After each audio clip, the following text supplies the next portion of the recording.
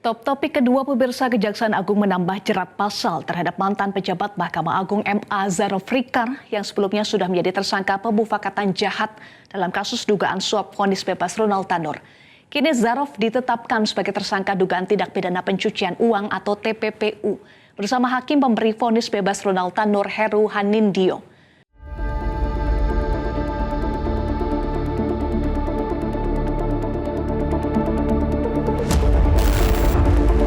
Penyidik Kejaksaan Agung menetapkan mantan pejabat Mahkamah Agung MA Zarof Rikar sebagai tersangka tindak pidana pencucian uang TPPU. Sebelumnya, Zarof juga menyandang status tersangka pemufakatan jahat dalam kasus suap vonis bebas Ronald Tanur yang perkaranya tengah diadili di Pengadilan Tipikor Jakarta. Yang bersangkutan juga sudah terhadap yang bersangkutan itu sudah lakukan penyidikan dugaan tindak pidana pencucian uang. Nah, yang kedua bahwa sekaitan dengan penyidikan itu, oleh penyidik juga telah menetapkan ZR sebagai tersangka dalam TPPU, dalam dugaan tindak pidana pencucian uang. Ya. Jadi sudah dilakukan penyidikan dan juga sudah ditetapkan sebagai tersangka juga sejak tanggal 10 April ya, 2025. Selain menetapkan Zarof Rikar sebagai tersangka TPPU, Kejagung juga memblokir aset-aset milik Zarof dan keluarganya di wilayah Jakarta dan Pekanbaru Riau. Pemblokiran aset dilakukan untuk mengantisipasi upaya pengalihan aset oleh Zarof maupun keluarganya. Penyidik juga sudah melakukan upaya-upaya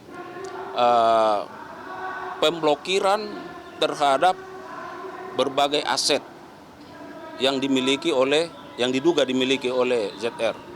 Ya, jadi penyidik sudah meminta pemblokiran kepada kantor badan pertanahan di beberapa tempat. Ada yang di Jakarta Selatan, ada yang di kota Depok, dan ada di Pekanbaru. Nah, apa tujuannya? Supaya tidak dilakukan tindakan pengalihan. Ya, supaya tidak dilakukan tindakan pengalihan. Itu banyak sekali. Sebelumnya, Kejagung telah menggeledah kediaman Zarof Rikar di wilayah Senopati, Jakarta Selatan pada akhir Oktober 2024 lalu. Dari penggeledahan itu, didapati uang 920 miliar rupiah dan emas batangan sebanyak 51 kg. Di rumah Zarof, Kejagung juga menemukan sebuah box kontainer berukuran besar di kamar. Box tersebut berisi mata uang asing pecahan dolar Singapura. Dalam penggeledahan, penyidik Kejagung turut menyita 14 ponsel dari berbagai merek, flash disk, 2 laptop, hingga iPad. Kejagung menegaskan pihaknya tidak pernah berhenti melakukan pengusutan kasus yang menjerat Zarof. Penyidik akan terus melakukan pengembangan guna membuat terang perkara rasuah tersebut. Tim Liputan, Metro TV.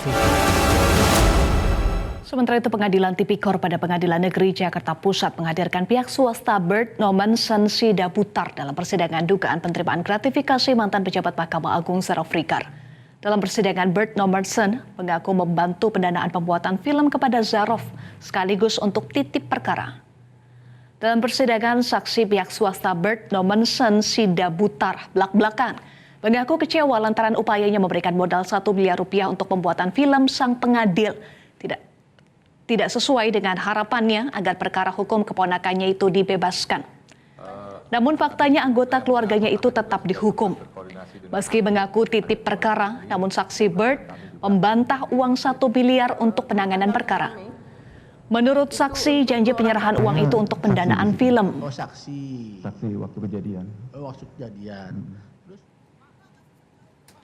Adapun terdakwa Zarof Rikar diduga menerima gratifikasi berupa uang yang diterimanya dalam kurun waktu 10 tahun, yakni dari tahun 2012 sampai 2022. Nilai total keseluruhan senilai 915 miliar rupiah dan emas logam mulia 51 kg dari para pihak yang memiliki perkara di lingkungan pengadilan, baik di tingkat pertama, banding, kasasi maupun peninjauan kembali.